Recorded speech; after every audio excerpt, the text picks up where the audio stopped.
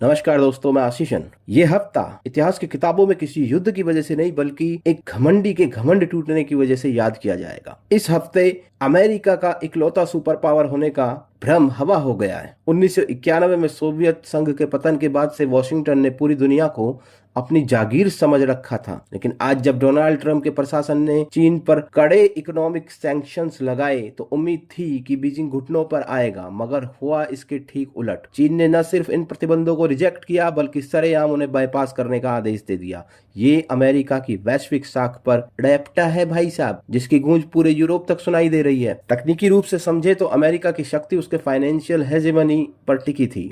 जब अमेरिका किसी देश को बैन करता है तो उसका मतलब होता है उसे वैश्विक बैंकिंग सिस्टम से काट देना। चीन पर यह प्रतिबंध इसलिए लगे क्योंकि उसकी कंपनी प्रतिबंधित ईरानी कच्चे तेल को रिफाइन कर रही थी और नियम के मुताबिक अमेरिकी प्रतिबंध लगते ही चीन का व्यापार ठप हो जाना चाहिए था। लेकिन यहाँ सिस्टम हैंग हो गया भाई साहब। चीन की अर्थव्यवस्था और वैश्विक सप्लाई चेन में उसकी पैठ इतनी गहरी है कि अमेरिका उसे चाहकर भी अलग थलग नहीं कर पाया। यह पहली बार है जब अमेरिकी office of foreign assets of control OFAC के आदेश किसी रद्दी कागज के टुकड़े से ज्यादा कुछ साबित नहीं हुए। अब यहाँ पर हमारे कुछ पश्चिमी सभ्यता के दीवाने और ज्ञानी चाचा कहेंगे, बेटा अमेरिका आज भी सबका बाप है। पर उन लोगों को एक बात साफ कहनी पड़ेगी, चाचा तेरा बाप होगा। भाई साहब, अमेरिका को लगा कि चीन कोई छोटा मोटा देश है जिसे वो डरावेगा, पर यह मामला उल्टा पड़ गया।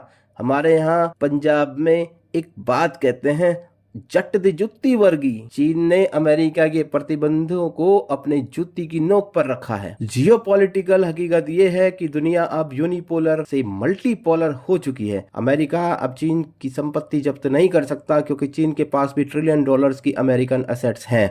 अगर वॉशिंगटन हाथ डालेगा तो बीजिंग गला घोट देगा। अरे भाई, अगर आपको भी इस बदलते हुए ग्लोबल ऑर्डर की कड़वी सच्चाई सुनने में मजा आ रहा है तो इस मोर्चे पर अपनी हाजरी लगा दीजिए। उस सब्सक्राइब बटन को वैसे ही दबाइए जैसे चीन ने अमेरिका की धमकी को दबाया है भाई साहब, बिना किसी हिचकिचाहट के, ताकि हमारा बातचीत और गहरी हो सके। यूरोप भी अमेरिका के अंधे समर्थन से पीछे हट रहा है। अंत में बात साफ है, अब दुनिया किसी एक सुपर पावर सेंटर के इशारे पर नहीं नाचेगी। जिसके पास जितने ज्यादा अलायंस और जितनी मजबूत अर्थव्यवस्था होगी वही आज का सिकंदर है। अमेरिका का एक छत्र राज अब इतिहास के कूड़ेदान में जा चुका है और एक नई व्यवस्था का उदय हो चुका है जहां शक्ति अब वॉशिंगटन से, पेंटागन से नहीं बल्कि कई अलग अलग राजधानियों से संचालित होगी। जय हिंद, जय भारत।